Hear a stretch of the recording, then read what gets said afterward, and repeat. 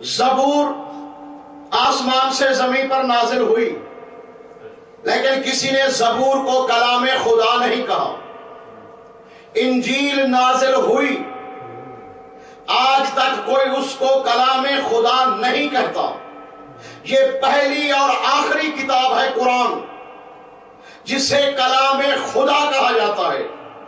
آخر اس کا کوئی سبب ہونا چاہیے نا۔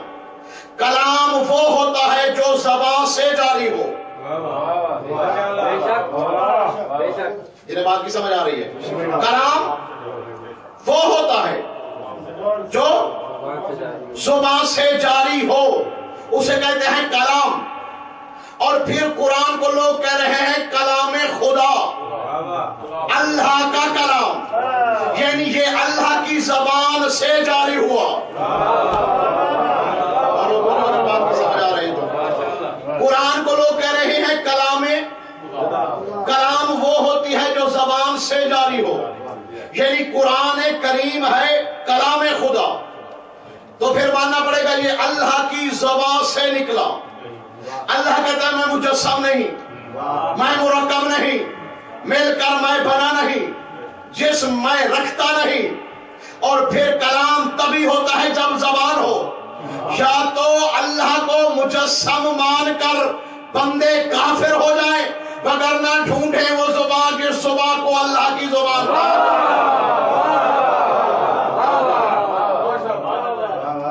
توجہ فرمائیے گا سب۔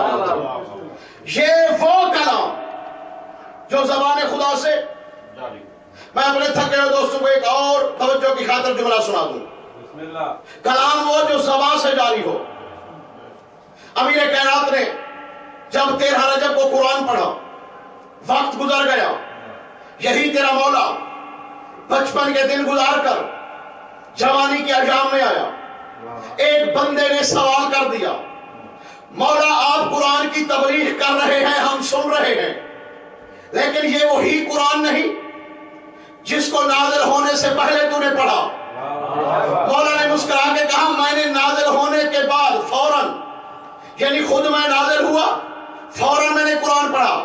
اس پہ تجھے تعجب ہو رہا ہے تو پھر میں تجھے اور حیران کروں، میں ابھی نہیں آیا تھا پھر بھی میں قرآن پڑھتا تھا۔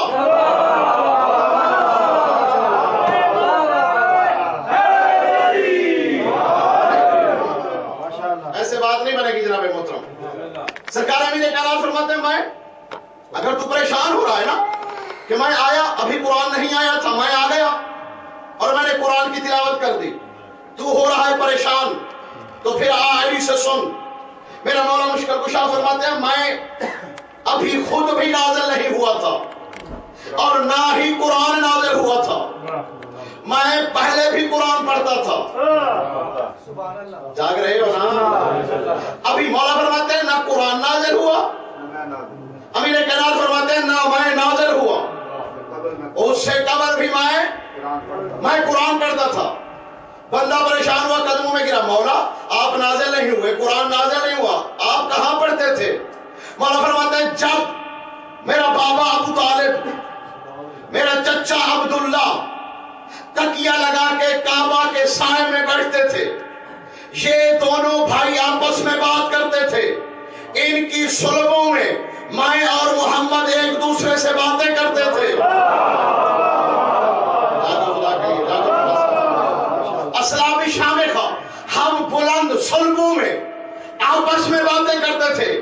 بندے نے ہاتھ باندھے، مولا اگر آپ آپس میں باتیں کرتے تھے کوئی بات تو سناؤ، آخر باتیں کیا ہوتی تھی؟ مولا مسکرا کے کہتے ہیں یقرأ قرآن و یسمعی، کبھی محمد قرآن پڑھتا تھا میں سنتا تھا، کبھی میں قرآن پڑھتا تھا محمد سنتا تھا۔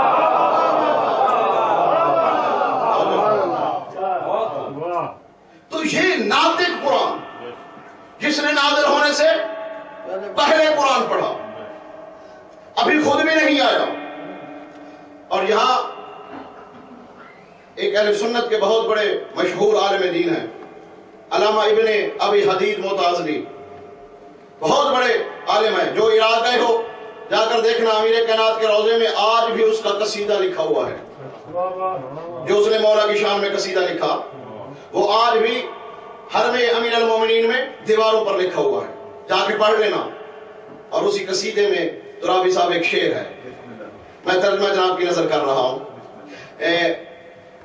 ابن ابی حدید معتزلی سنی عالم ہے، اور مولا کی بارگاہ میں جھک کے سلام کر کے کہتا ہے مولا تجھے نہیں، جب بھی میں کسی بھی تیرے شیعہ کو دیکھتا ہوں فوراً جھک کر اس کا سلام کرتا ہوں۔ جب بھی کبھی میں تیرے کسی شیعہ کو دیکھتا ہوں فوراً جھک کر اس کا سلام کرتا ہوں۔ کیوں؟ کہا اس لیے سلام کرتا ہوں، میں جانتا ہوں کہ اس کے دل میں تو رہتا ہے۔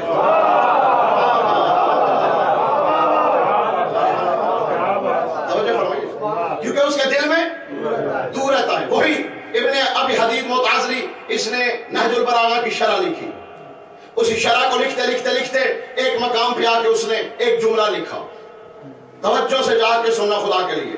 اس نے ایک جملہ لکھا، کہا دنیا والو میں ابن ابی حدید معتزلی دنیا کو کہنا چاہتا ہوں کہ جہاں بھی علی کا کلام ہو وہاں پہ سجدہ کیا کرو۔ تھکاوٹ تاری ہے تو بات دوسری، اگر نہ جملہ وہ اگر غور سے سماعت فرمایا، شرط غور ہے، یہی زمین پہ بیٹھے ہوئے جنت کا نظارہ نہ آئے، آل محمد کی عطا ہی نہیں ہے۔ ابن ابی حدید معتزلی کہتے ہیں دنیا والو اگر مجھ سے پوچھو تو میں کہوں گا کہ علی کے کلام کو سجدہ کیا کرو۔ اس نے لکھا، لوگوں نے پڑھا، بڑے بڑے کے ناک چڑھا کر اس وقت کے علماء کے پاس گئے۔ اب میں دیکھتا ہوں کہ مجتہد کو ہم مانتے ہیں یا تو، ہم مجتہد کی عزت کرتے ہیں یا تو کرتا ہے۔ بڑے بڑے علماء کے پاس گئے کہ جناب ابن ابی حدید معتزلی نے کہہ دیا کہ علی کے کلام کو سجدے کیا کرو۔ اس وقت بھی بڑے بڑے علماء نے کہا، ایک نصیری کم تھے، یہ ایک اور پیدا ہو گیا، وہ علی کو سجدے، یہ علی کے کلام کو سجدہ۔ بات چلی، بات چلتی چلتی علامہ آیت اللہ العظمی جوادی عاملی کے پاس، جو اس وقت کے بہت بڑے مشہور مراجع اعظام میں سے ایک تھے، ان کے پاس ایک بندہ سوال لے کر گیا۔ ابن ابی حدید معتزلی کہتا ہے علی کے کلام کو سجدہ کرو، آیت اللہ کہتے ہیں پھر لوگ ناراض ہو رہے ہیں۔ آیت اللہ جوادی عاملی کہتا ہے لوگوں کو کیا ہو گیا ہے، وہ جانتے نہیں کہ جو صامت قرآن ہے اس میں چند آیتیں ایسی بھی ہیں جن میں سجدہ مستحب ہے۔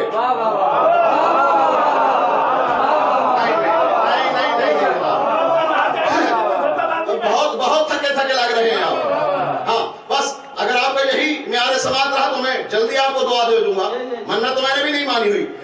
کہا یہ دنیا کو کیا ہو گیا، کیا ہو گیا ہے دنیا کو؟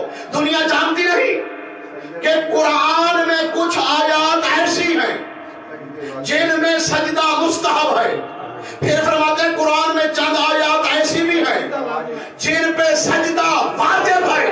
آیت اللہ جوادی عاملی لکھتے ہیں اور دنیا کے بیوقوف ہو، اگر صامت قرآن میں سجدہ واجب ہو سکتا ہے، ناطق میں واجب ہونے میں کیا؟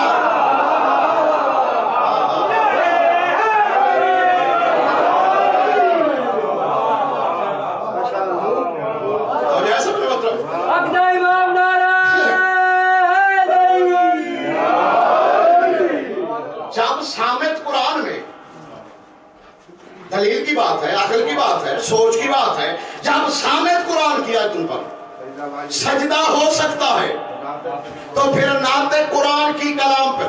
اور پھر یاد رکھنا قرآن بھی تو کلام خدا ہے۔ میں نے پہلے کہا کلام خدا نکلتا ہے زبان خدا سے، یا تو علی کے علاوہ کوئی زبان لا جسے میں زبان خدا کہوں، توجہ جاگو خدا کے، یا تو کوئی اور زبان لے آ جس کو میں زبان خدا کہوں، اگر نہیں تو پھر مان قرآن بھیجنے والا علی، تو جسے علی بھیجے اس میں سجدہ